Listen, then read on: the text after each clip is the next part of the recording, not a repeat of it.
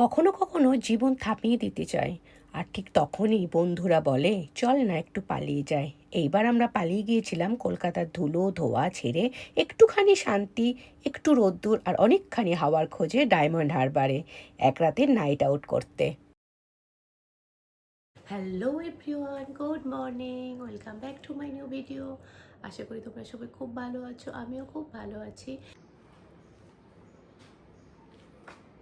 আমরা রেডি হয়ে গেছি ব্যাগপত্র নিয়ে, এবারে নামবো।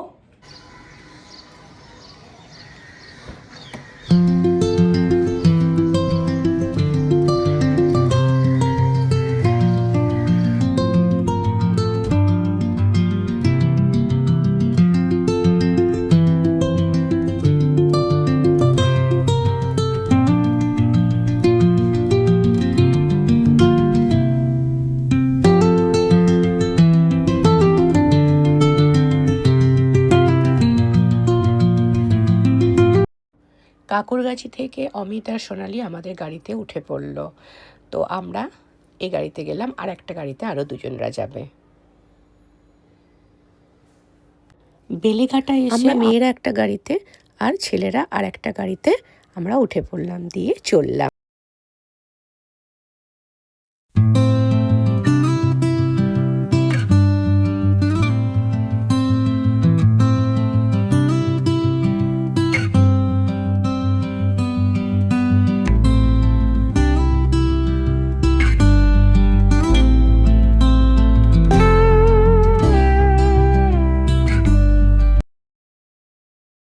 আমরা পৌঁছে গেলাম পূর্ণলক্ষ্মী রিসর্টে, ডায়মন্ড হারবার।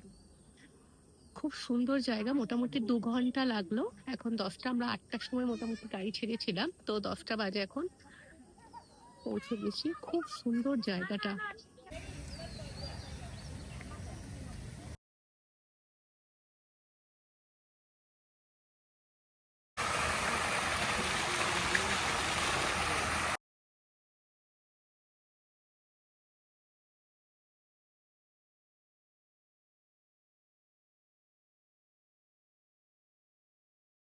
আমরা অনেক তাড়াতাড়ি পৌঁছে গেছি, সেই জন্য বললো ওরা 1 ঘন্টা ওয়েট করতে হবে, 1 ঘন্টা পরে রুম পাওয়া যাবে।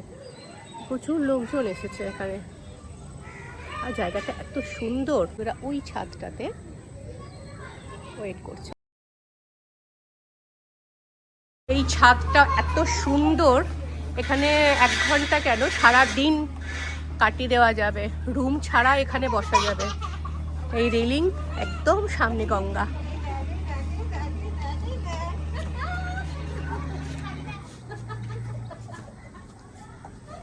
পড়েছিস?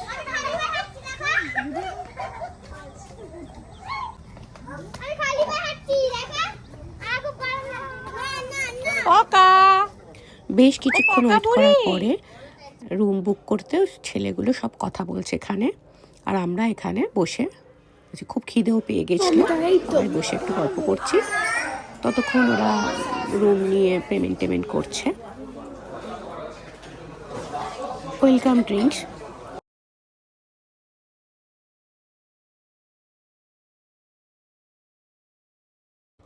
আমাদের রুম নাম্বার 117। এখানে অনেকগুলো ক্যাটাগরির রুম আছে। অ্যাকচুয়ালি আমরা রুমটা বুক করেছিলাম প্রচণ্ড ছোটো মতো, তো সেটা আমি চেঞ্জ করে আমি এই রুমটা নিয়েছিলাম। এটা 117 নাম্বার রুমটা। তো এই রুমটা বেশ স্পেশিয়াস, এটার ভাড়াটা একটু বেশি। এখানে বেশ দুজন শোয়ার মতো বেড, তারপরে সোফা, সাইড টেবিল, বাথরুম এবং ব্যালকনিটাও খুব সুন্দর এখানে।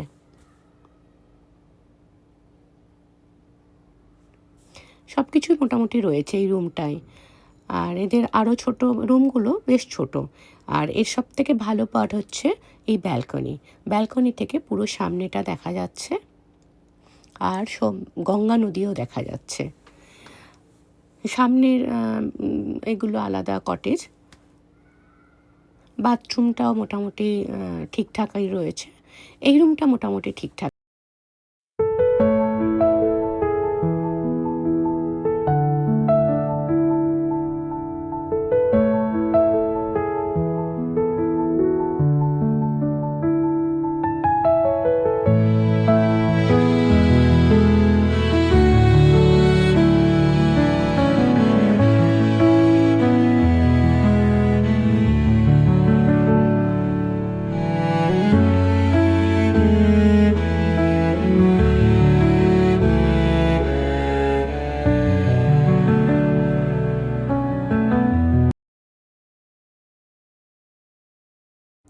সুইমিং পুলে অনেক ঝাপাঝাপি করে অনেকটাই লেট হয়ে গিয়েছিল, প্রায় 4:30 5টা বেজে গেছিলো। সেখানে তখন আর আমরা লাঞ্চের কিছু পাইনি, সেই জন্য এই চাউমিন আর চিলি চিকেন খেতে হয়েছে। ওদেরকে ফোন করলাম, ওদের কোনো লাঞ্চের কোনো কিছুই ব্যবস্থা নেই, তো বললো শুধু চাইনিজ। আর তারপরে ঘুমিয়ে টুমিয়ে সন্ধে নেমে এলো সন্ধ্যা, আর সন্ধ্যা যেন একটু বেশি রোমান্টিক হয়ে উঠলো নদীর পাড়ে। ঘুমিয়ে পড়েছিলাম, সেজন্য অনেকটাই লেট হয়ে গেছিলো। তো আমরা আবার গাড়ি নিয়ে একটুখানি বেরোলাম চারিধারটা ঘুরতে, সবাই মিলে খুব এনজয় করতে করতে গেলাম। মোটামুটি অনেকটা ঘুরলাম, ঘুরে টুরে আবার ফিরে এলাম। রাত্রেবেলা ডিনারের জন্য আমরা দিয়েছিলাম চিকেন ভর্তা আর নান। এদের খাবারের কোয়ালিটি খুব ভালো, কিন্তু প্রাইসটা অনেকটাই বেশি, কিন্তু কোয়ালিটি খুব ভালো। তারপরে রাত্রেবেলা ওই ছাদটাতে বসে আমরা জমে উঠল আড্ডা, নাচ আর গান। যে যা রুমে ফিরে গিয়ে ঘুমিয়ে উঠলাম। সকালবেলা উঠে এদের ব্রেকফাস্টে বাফে ছিল, তো অনেক আইটেম ছিল, সব আইটেমই মোটামুটি আমরা একটু করে খেয়ে নিয়ে, ব্রেকফাস্টও বেশ খুব ভালো ছিল। এদের একটা খিচুড়ি মতো বানিয়েছিল, সেটা বেস্ট ছিল, খুব ভালো ছিল। আর এই পায়েসটাও খুব সুন্দর বানিয়েছিল। আমরা মোটামুটি সবাই মিলে ব্রেকফাস্ট করলাম, করে টোরে আর একটা দিন থাকতে ইচ্ছা করছিল খুব, কিন্তু অনেকের কাজ ছিল বলে সেই জন্য সবাই ফিরে গেলাম। ব্যাগপত্র গুছিয়ে আমরা গাড়িতে উঠে পড়লাম ফেরার উদ্দেশ্যে। না ছিল বেশি প্ল্যান, না কোনো বিলাসিতা, ছিল শুধু আমাদের বন্ধুত্ব। বন্ধুত্বের এই স্মৃতি থাকবে ছবিতে, ভিডিওতে, আর সবচেয়ে বেশি থাকবে মনেই। ডায়মন্ড হারবার, তুমি আমাদের মনে থাকবে অনেক দিন।